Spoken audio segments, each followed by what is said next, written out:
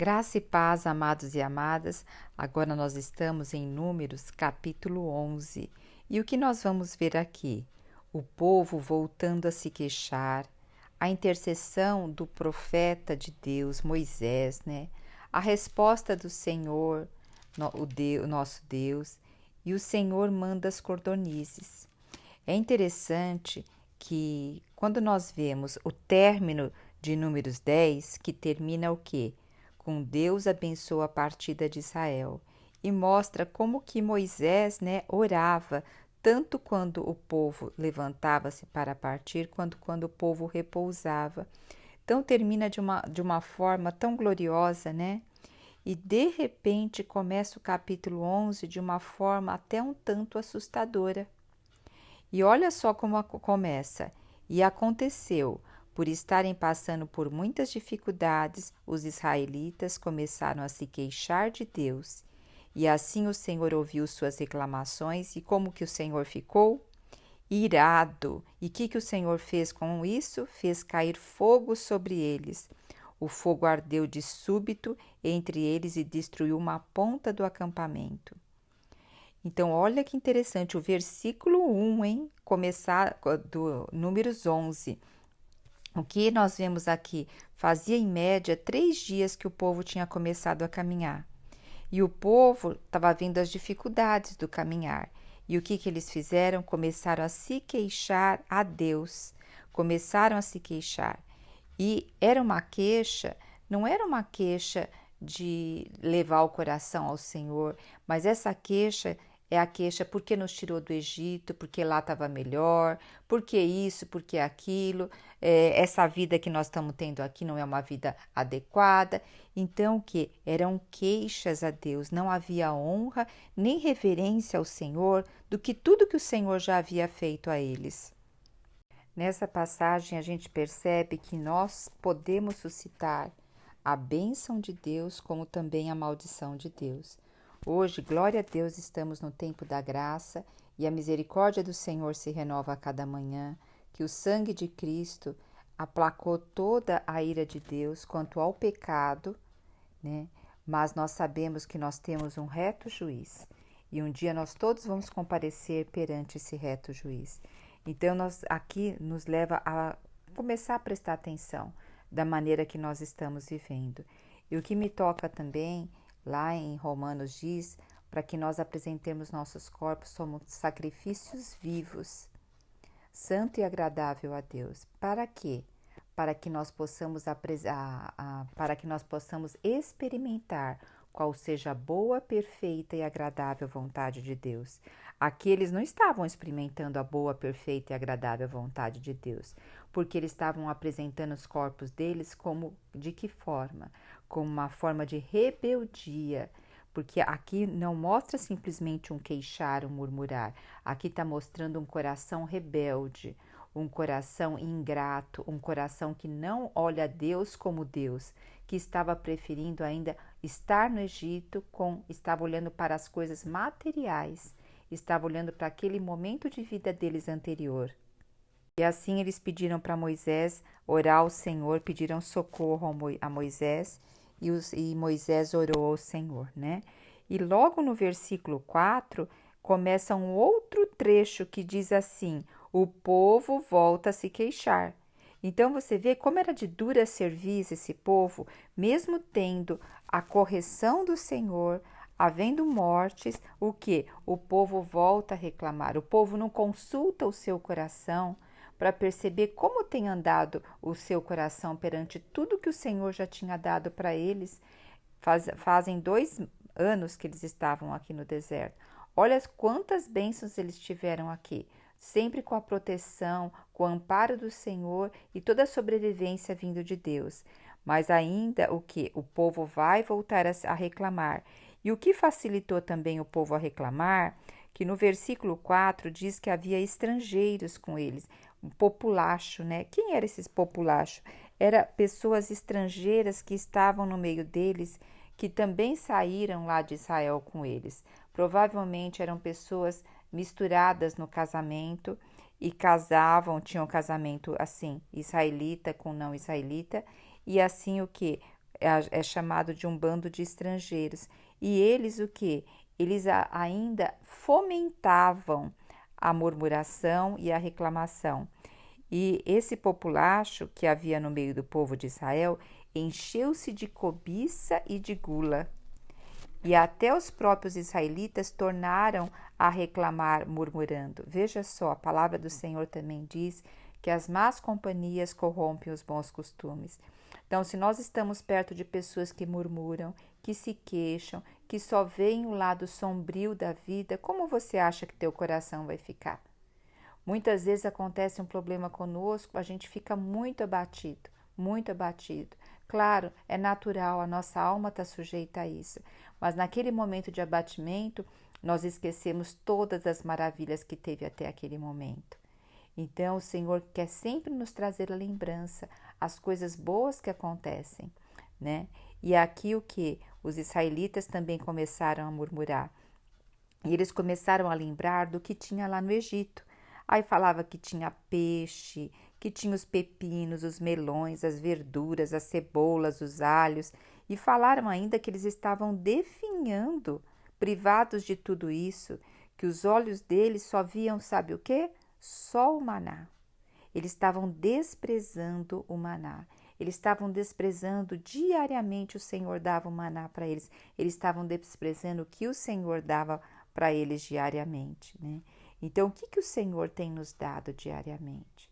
Só de nós estarmos ouvindo esse áudio, de nós termos acordado hoje, esse é nosso maná de hoje. Só que o maná ele vai se tornando tão comum nas nossas vidas que nós vamos olhando o que falta e não o que temos.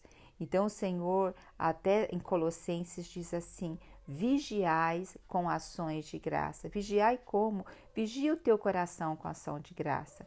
Porque se a gente não vigiar, nós vamos ficar fadados a olhar o que não temos, ou que um dia tivemos e não temos hoje, ou algo que queremos ter. E o Senhor está nos levando o quê? A olhar o maná de hoje e louvá-lo por isso. E dessa forma eu te convido para você hoje fazer uma atividade de você abrir seu guarda-roupa e louvar a Deus, agradecer a Deus pelo que tem no seu guarda-roupa e não colocar nenhum mas. Entendeu? Você ir lá no seu banheiro e abrir os armáriozinhos, ver as coisas e louvar a Deus pelo que tem. Ir na sua cozinha e louvar a Deus pelo que tem. Para tirar o foco do que não tem, a gente tem que o quê? Nos exercitar a olhar o que temos e agradecer pelo que temos, para que não desprezemos o nosso maná diário. Quando observamos as coisas que temos, nós começamos o quê? A valorizar tanto aquilo que temos, que abre um coração para que nós possamos receber mais coisas do Senhor. Agora, números aqui do versículo 10 ao versículo 15 é muito interessante, porque Moisés começa a ouvir aquele choro do povo, e aí Moisés também o que viu aí que o Senhor teve a ira dele. E como Moisés ficou? Moisés sentiu-se profundamente desgostoso. E Moisés faz uma oração que a gente fala assim: nossa, Moisés, que oração que você faz ao Senhor. Quando a gente olha com os nossos olhos naturais, parece uma oração de murmúrio e de reclamação. E aí a gente vê depois a resposta que o Senhor dá a Moisés totalmente diferente da resposta que o Senhor deu às reclamações e às murmurações do povo. Aqui Moisés tinha intimidade com Deus. Moisés estava abrindo seu coração ao Senhor. Moisés falava com Deus como um amigo. O Senhor fala que Moisés falava com ele face a face como um amigo. Hoje o Senhor nos chama diariamente para ter um relacionamento com Ele. O povo não tinha um relacionamento com Deus. Inclusive, murmuravam de Deus, mas na hora de solicitar para que Deus aplacasse a sua ira, ia correndo para Moisés falar com Deus. Não havia nenhum relacionamento com Deus. Agora Moisés tinha um relacionamento e ele podia falar coisas para Deus. E sabe por que Deus ouvia Moisés? Porque Deus conhecia o coração de Moisés. Deus sabia o que passava no coração dele. E Moisés também sabia. Moisés se autoconhecia nesse processo. né? Então, olha o que Moisés diz aqui. Por que fazes mal a teu servo? Por que não achei graça a teus olhos, visto que me impuseste o encargo de todo esse povo? Fui eu, porventura, que concebi todo esse povo? Dei à luz a esse povo? Eu tenho que carregá-lo agora nos braços como uma ama conchega um recém-nascido? Onde vou poder dar carne para todo esse povo? Eles insistem em suas queixas contra mim, chorando e exclamando: dai-nos carne para comer. Não posso eu sozinho conduzir toda essa multidão de pessoas. Essa é uma responsabilidade muito além das minhas forças. Olha, Moisés dizendo: Senhor, eu não posso sozinho fazer isso. Isso está muito além das minhas forças. Porque é assim que desejas que me trate, então é melhor que me tires a vida agora mesmo. Se te agrada de mim, não me deixes ver a humilhação, a minha própria ruína. Gente, que sabedoria e que intimidade, que relacionamento com o Senhor. Eu fico assim, eu fico vislumbrada com essa passagem bíblica e o contraste que tem da murmuração do povo e de uma oração de um coração aberto, rasgado na presença do Senhor. O quanto nós rasgamos nosso coração e nos apresentamos assim. E para isso eu quero compartilhar que vocês possam abrir a Bíblia de vocês agora no Salmo 142. O Salmo 142 é um salmo que quando é o salmista Davi, né? É a oração que ele fez quando ele estava na caverna. Nós sabemos que Davi, ele fugiu por muito tempo de Saul. Davi lá era pastor de ovelha, depois ele foi ungido pelo profeta que seria rei, mas o reinado dele não veio, demorou anos e anos. E nesse período, Saul se irou contra Davi, e Davi teve que ficar fugindo, o tempo todo fugindo. Então, provavelmente, ele não tinha lugar para dormir, não tinha muitas vezes água para tomar, não tinha comida, estava no meio de inimigos, não sabia qual momento ele poderia ser pego. Então, olha a situação de Davi. E aqui Davi também abre o coração ao Senhor. E Davi fala assim: derramo perante ti a minha queixa, a tua presença exponho a minha tribulação. Olha que diferença, eu derramo perante ti a minha queixa, eu não reclamo de ti, mas eu derramo perante ti o que eu estou sentindo. Foi o que Moisés fez, ele derramou perante o Senhor o que estava sentindo, ele não estava reclamando da vida, ele estava derramando as amarguras dele perante o Senhor. E aí ele fala para o Senhor: me esmorece o espírito e tu conheces a minha vereda. Fala assim: me ocultam as armadilhas. E ele fala depois no versículo 5 que só tu, Senhor, é o meu refúgio, e que ele se vê fraco. E ele fala: tira minha alma do cárcere, tira meu momento de vida do jeito que eu estou vivendo. Então, eu quero tocar no coração de vocês qual é a nossa intimidade com Deus. É como o povo de Israel que murmura, reclama, se envolve com pessoas que também reclamam, que veem aquilo que não tem, que não valorizam o maná? Ou é uma oração de intimidade como Moisés, de abrir o coração, como Davi, de derramar a sua queixa perante o Senhor? Que coisa maravilhosa, que nós possamos aprender fortemente com esses exemplos que a palavra nos deixa, né? E agora, a partir do versículo 16, aqui nós vemos o Senhor dando a resposta a Moisés.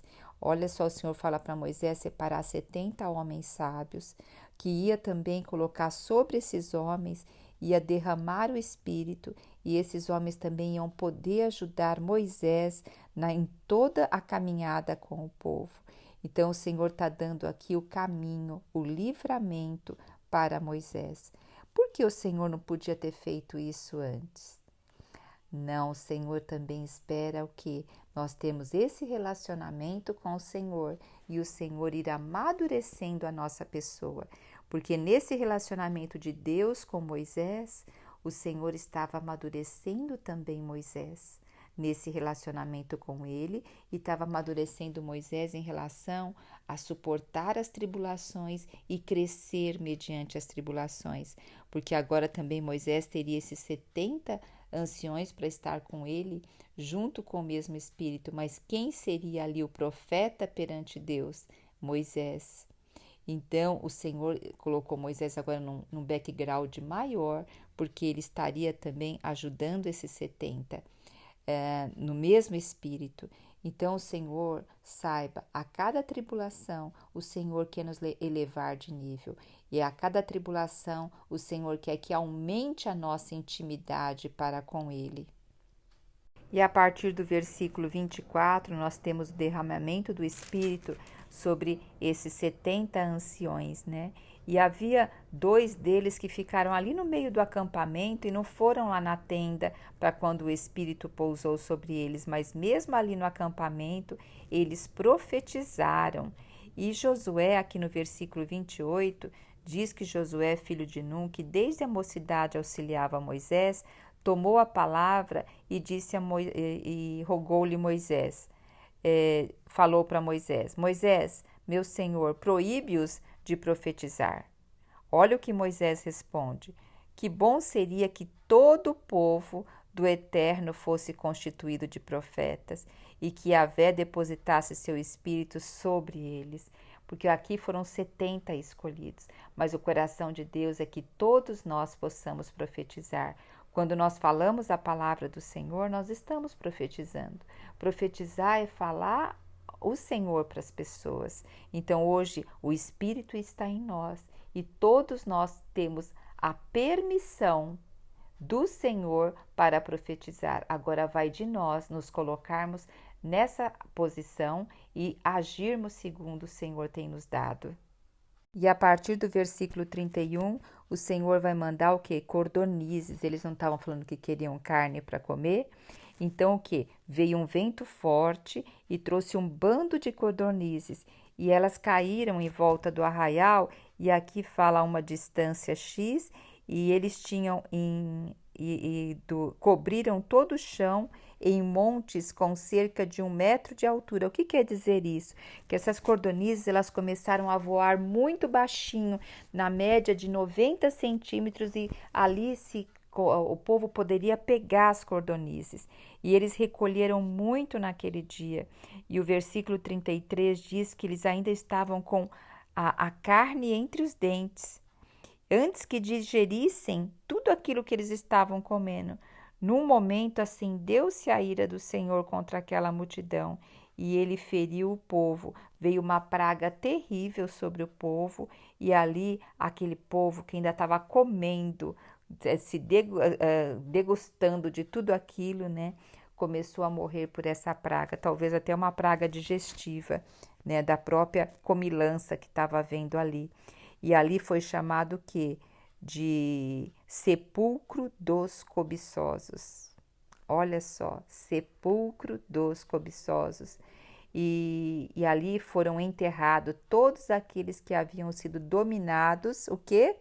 Pelo desejo das iguarias do Egito. Eles não estavam dominados pelo Senhor. Eles estavam o quê? Dominados pelas iguarias do Egito. E hoje o Senhor quer que nós sejamos o quê? Dominados pelo Espírito Santo que habita em nós. Ó Senhor Jesus, que Deus assim por meio dessa palavra possa nos trazer grande revelação.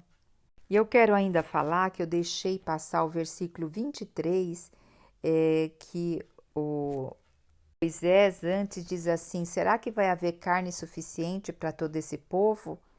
E aí Moisés questiona o Senhor no versículo 22. E no versículo 23 o Senhor responde a Moisés, ter-se-ia porventura encurtado o braço de Yahvé? Tu verás se a palavra que eu te entreguei se cumpre ou não. Muitas vezes o Senhor está falando algo para nós, mas como aos nossos olhos aquilo é impossível, nós encurtamos os braços do Senhor. Mas aqui Deus está falando, porventura encurtarás você o braço do Senhor? Olha, uma coisa, o Senhor vai fazer aquilo que Ele propôs, aquilo que está de propósito, aquilo que está de missão do Senhor, mas Ele vai fazer ou conosco ou senosco. Então, o interessante é, nós vamos estar nesse mover do Senhor? O mover está aí. Agora vai de nós a erguermos o braço e falar, eis-me aqui, Senhor. Então, que hoje você possa falar, eis-me aqui, Senhor. Se há algo no meu coração que seja rebeldia, que seja murmuração, que seja queixa, assim como Davi falou, tira minha alma do cárcere, para que eu te dê graças a teu nome. Então, Senhor, limpa o meu coração, esquadrinha o meu coração. Eu quero começar a ter uma intimidade contigo como Moisés tem, como Davi tinha. Senhor Jesus, por isso, Senhor, nos tira da rebeldia. Queremos olhar o maná diário e louvar pelo maná diário. Jesus Cristo é o nosso Senhor.